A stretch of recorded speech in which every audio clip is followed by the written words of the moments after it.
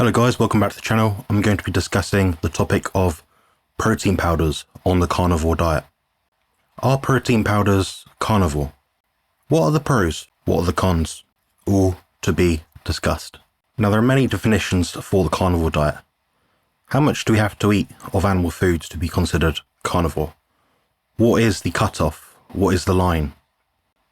Now there does not seem to be one standard definition for what a carnivorous eater or dieter is eating on a given day.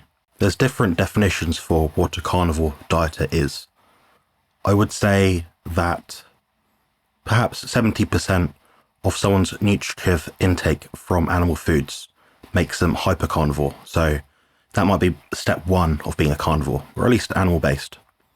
Step two, you might say you're just carnivore. And that might mean you have maybe a few spices, a few herbs here and there, salt, maybe some artificial sweeteners, things like that. But for the most part, your nutrient intake, your protein, fat, carbohydrate grams, is mostly from animal foods. Now, a strict carnivore diet, that's something where someone is not eating any herbs, any spices, any sweeteners, anything artificial.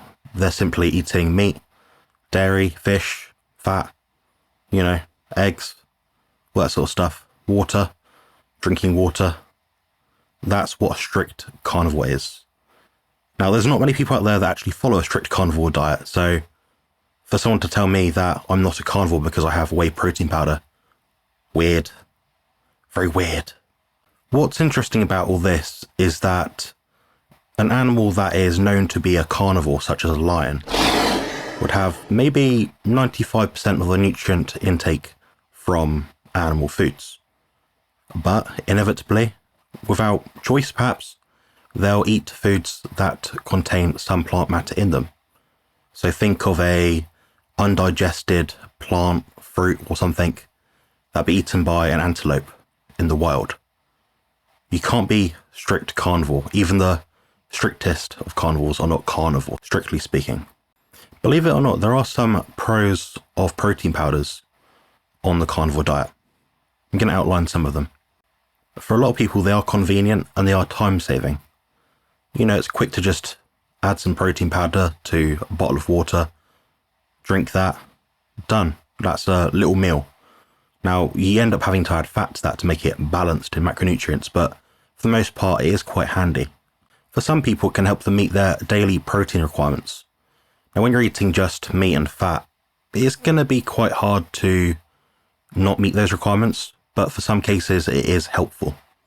Some of the protein powders are quite helpful for recovery and growth.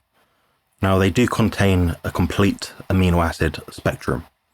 Dairy proteins such as whey and casein contain around 3 times higher amounts of leucine per gram than, say, beef protein.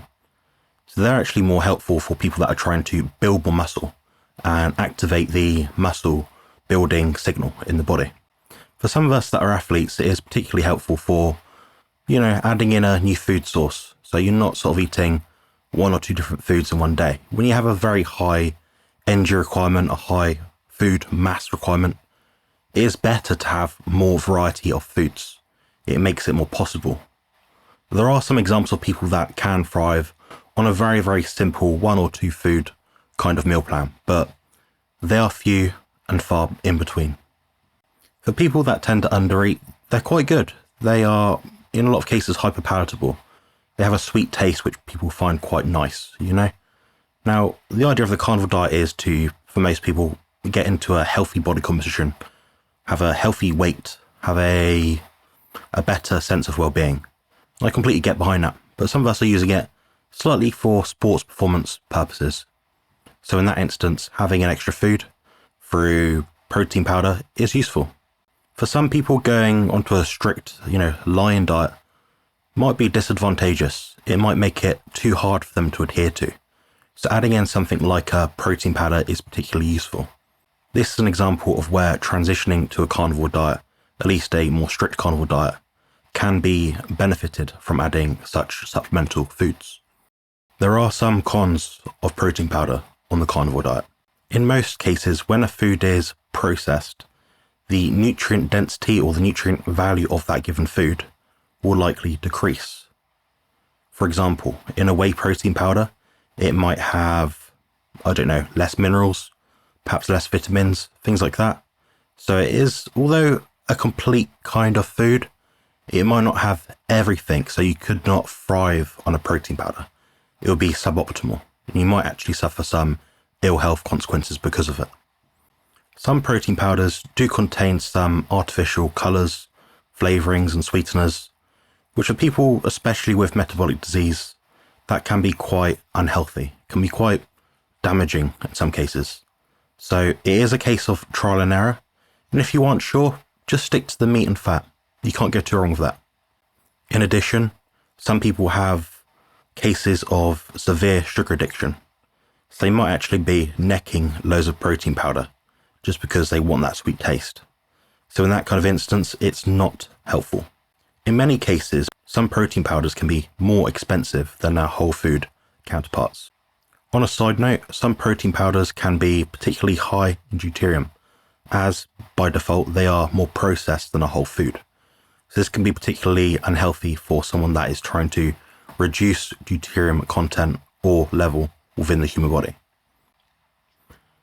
To conclude, I think it's fair to say that protein powders can be useful to some people in very specific instances.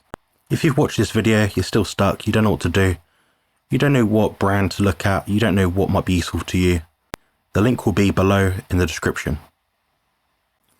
Thanks for watching. Please like, comment and subscribe if you have not yet already. Cheers.